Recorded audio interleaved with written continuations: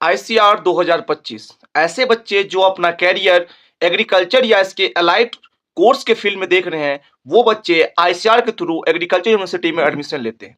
जी हाँ, मैं फिलहाल एक आईसीआर स्टूडेंट हूं जो कि स्कॉस्ट कश्मीर से अपनी बीटेक इन एग्री का डिग्री कंप्लीट कर रहा हूं। आप सभी लोगों को मैं इस वीडियो के थ्रू सीयूटी यूजी आईसीआर 2025 के लिए आपकी एलिजिबिलिटी क्राइटेरिया क्या रहने वाली है, एग्जाम पैटर्न क्या होने वाले हैं, सिलेबस क्या क्या रहने वाला है, फॉर्म डेट कब रिलीज होंगे, यूनिवर्सिटी कौन कौन सी है, कोर्स कौन कौन से ऑफर किए जाते हैं, ये सारी बातें मैं आप सभी को बताने वाला हूं।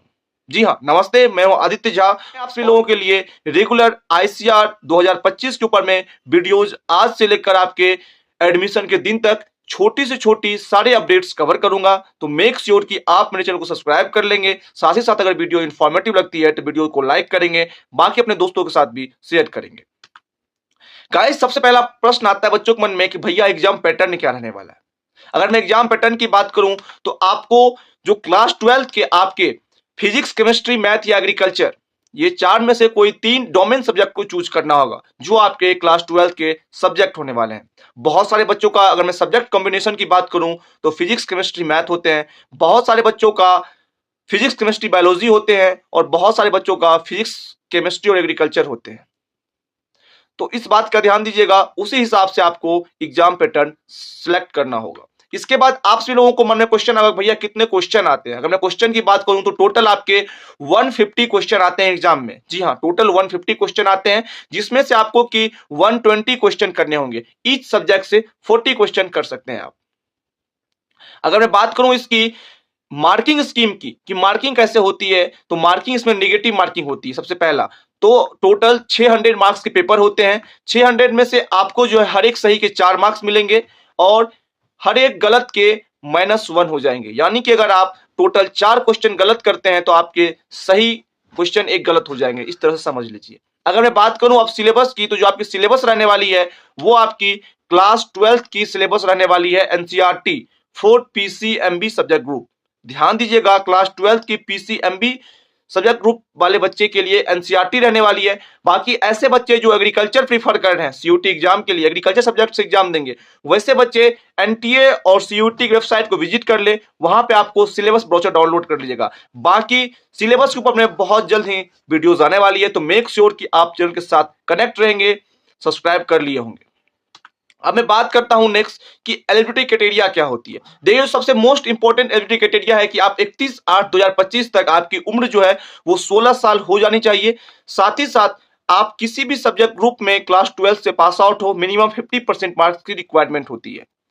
ऐसे बच्चे अप्लाई कर सकते हैं आईसीआर के लिए। अब मैं बात करूं अगर एप्लीकेशन फॉर्म की डेट की या फिर एग्जाम डेट की, तो एप्लीकेशन फॉर्म आप सभी लोगों की लास्ट वीक ऑफ फरवरी और starting first week of March तक आ जाएगी। अगर मैं 2023-2024 की ट्रेंड की बेसिस पर बात करूं, अगर मैं एग्जाम की बात करूं तो आप सभी लोगों के एग्जाम जो है वो मई से स्टार्ट होकर लास्ट जून तक चलते हैं, क्योंकि बहुत सारे कोर्सेज और बहुत सारे सब्जेक्ट एग्जाम होते हैं, तो ये डेट लंबी होती है।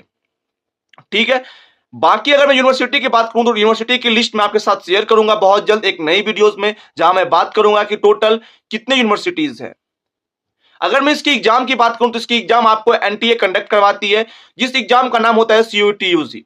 जब आप सीयूटी यूजी का एप्लीकेशन फॉर्म फिल करेंगे तो उसी के थ्रू आपको वहां पे यूनिवर्सिटी के लिस्ट में आईसीआर सेलेक्ट करना होगा। ध्यान दीजिएगा, यहाँ पे ये बहुत ही इंपॉर्टेंट बात है कि अगर आप सीयूटी यूजी के फॉर्म फिलअप टाइम में आईसीआर को सिलेक्ट नहीं करते हैं तो आप आईसीआर के काउंसलिंग के टाइम में बाहर हो जाएंगे। अगर मैं आईसीआर काउंसलिंग की बात करूं तो आईसीआर काउंसलिंग जो है वो सीयूटी के रिजल्ट यानी कि स्कोर कार्ड के बाद 1-2 महीने के बाद से स्टार्ट होती है। अगर मामूली टाइम दिया जाए तो अगस्त सितंबर से स्टार्ट हो जाती है।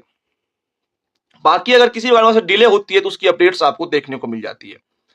तो गाइज, ये सारी डिटेल्स मैंने आपके साथ शेयर किया।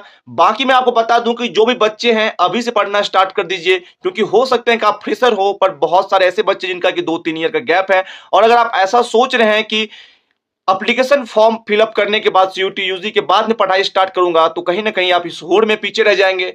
पढ़ाई अभी से शुरू करना होगा, जोर से, शोर से और बिना किसी टेंशन के, क्योंकि मैं आपके साथ हूं। आपको छोटी से छोटी अपडेट्स आज इस वक्त से लेकर मैं आप सभी लोगों के लिए एडमिशन दिन तक लेके आते रहूंगा, जैसा कि मैंने आप सभी के साथ वादा भी किया है।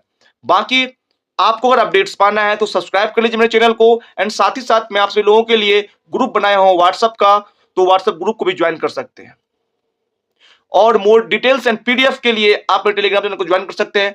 बाकी मिलते हैं आपसे नेक्स्ट वीडियो में, तब तक के लिए बाय। अगर किन्हीं बच्चों को कोई भी प्रश्न है तो आपके लिए कमेंट सेक्शन खुला हुआ है, मेक श्योर आप जाकर पूछ सकते हैं।